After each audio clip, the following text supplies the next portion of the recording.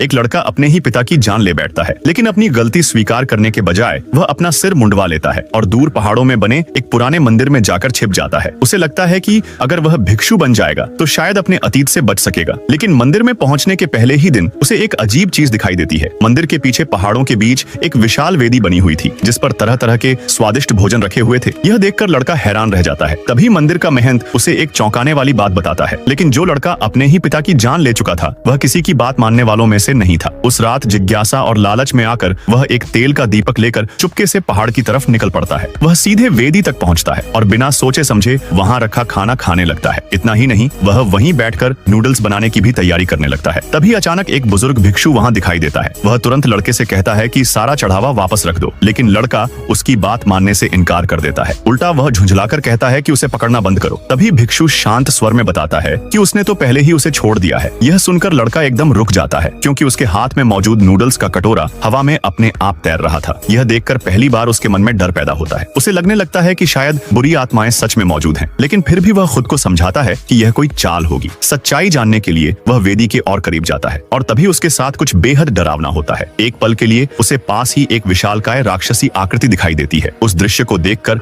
उसकी रूह कांप उठती है। वह तुरंत पीछे मुड़ता है, लेकिन अगले ही पल एक अदृश्य शक्ति पूरी वेदी को पलट देती है। सारा भोजन चारों तरफ बिखर जाता है। अब लड़का बुरी तरह डर चुका था। वह पूरी ताकत से भागकर अपने कमरे में पहुंचता है और कंबल के अंदर छिपकर किसी तरह